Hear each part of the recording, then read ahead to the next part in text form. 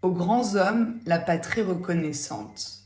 Voilà ce qui est gravé sur le fronton du Panthéon, immense édifice proche du parc du Luxembourg. Le terme Panthéon a une origine grecque qui signifie « de tous les dieux ».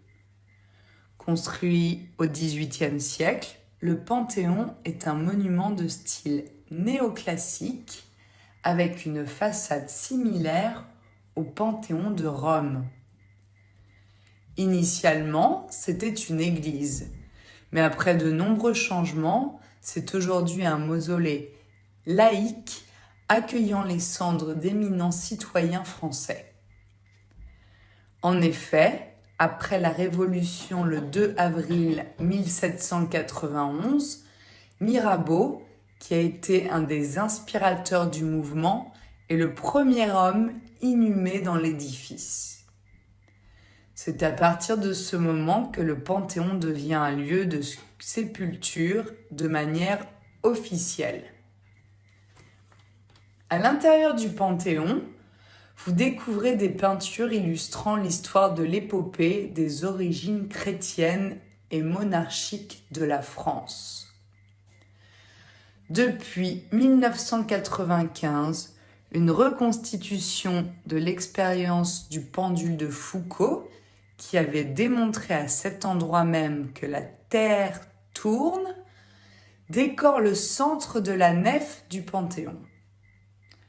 Y sont enterrés des hommes politiques, des résistants et des personnalités engagées, des scientifiques, des auteurs et des militaires qui ont marqué l'histoire de France.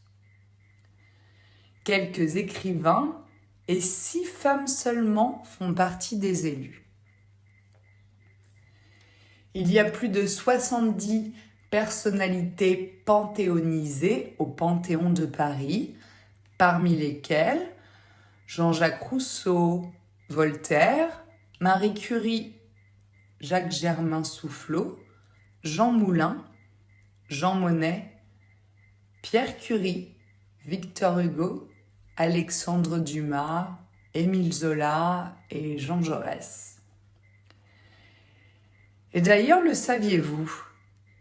Le prestigieux caveau numéro 24 réunit 3 des écrivains français les plus célèbres, Victor Hugo, Émile Zola et Alexandre Dumas. Et c'est aussi le jour de l'enterrement de Victor Hugo, en 1885, que fut observée l'une des plus grandes manifestations de l'histoire de Paris, avec plus de 2 millions de personnes ayant escorté le cortège depuis les Champs-Élysées au Panthéon. Et que dire de la tombe de Marie Curie, prix Nobel de physique et de chimie, devant laquelle des centaines de messages rédigés en plusieurs langues jonchent le sol. D'ailleurs, s'y recueillir est un passage obligé pour les Polonais en visite à Paris.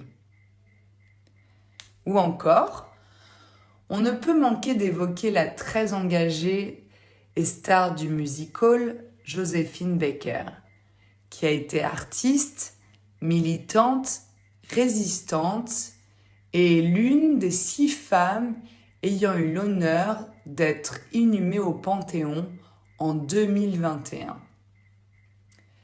Elle reste à ce jour la seule femme noire qui y repose.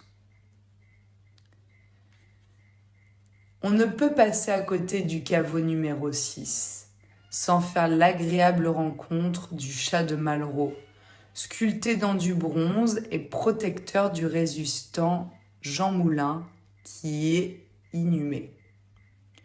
C'est un endroit surprenant où l'on côtoie en même temps les grands hommes de France et les plus belles œuvres d'art. Histoire et anecdotes insolites, mais surtout hommage et marque de reconnaissance de toute une nation, le prestigieux Panthéon nous laisse à penser à travers ses différentes facettes que le cimetière du Père-Lachaise peut aller se rhabiller.